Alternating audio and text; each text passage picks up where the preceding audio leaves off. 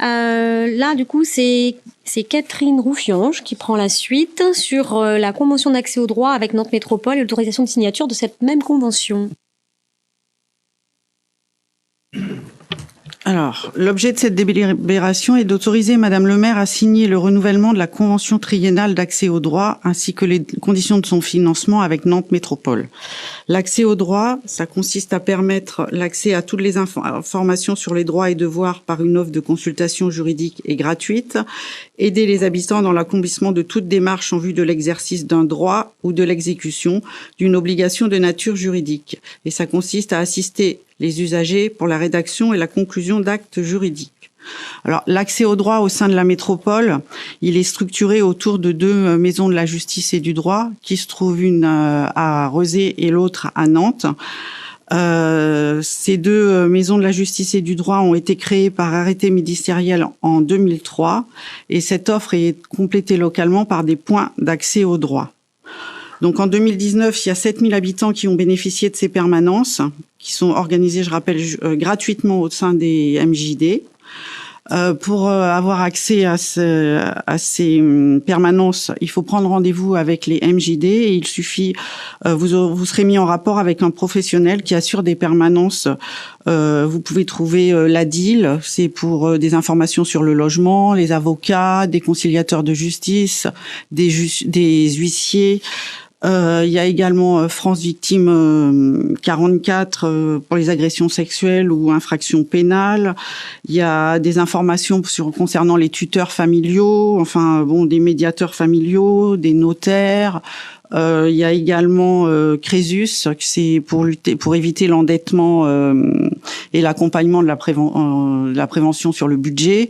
Vous pouvez trouver tout un tas de permanences qui peuvent du coup éviter d'arriver au conflit en ayant en amont des renseignements pour savoir quelle suite à donner.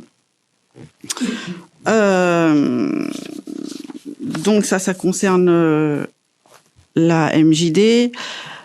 Pour le financement, alors ça a été créé en 2018 par le Conseil métropolitain qui a approuvé la répartition du financement de l'accès au droit, qui était à l'époque de 72 000 € annuels sur les deux maisons du droit et de la justice et du point d'accès, entre la métropole qui prend en charge 50% et les 24 communes 50% au prorata de la population.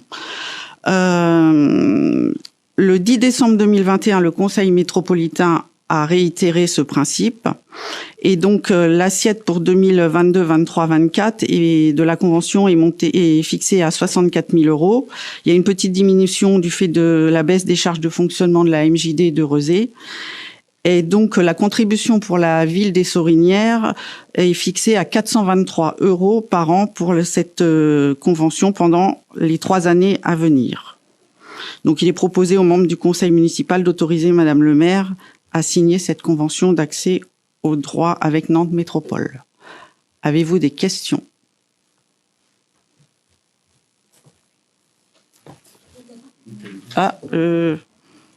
Nathalie, alors vas-y.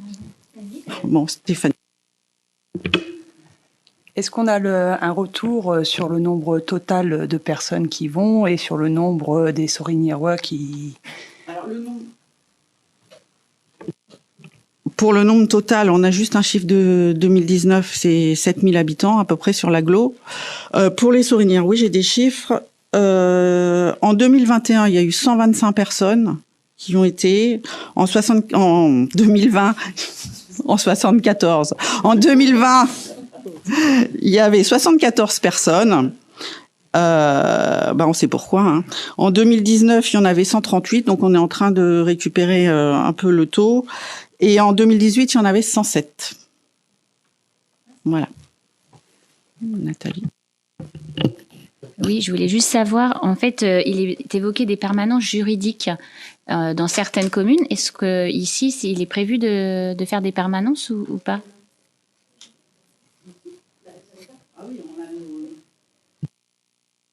Il y a les permanences des avocats qui sont mis en place le samedi matin,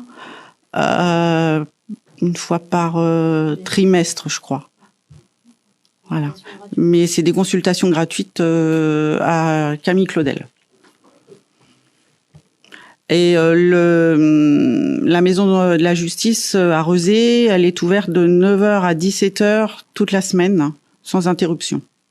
Et les permanences sont organisées par demi-journée ou journée sur des rendez-vous de 20 à 45 minutes. Voilà.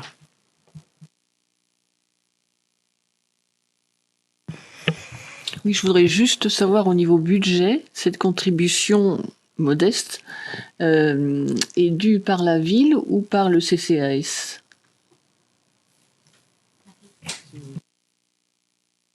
Tu coupes? C'est la ville? Ouais.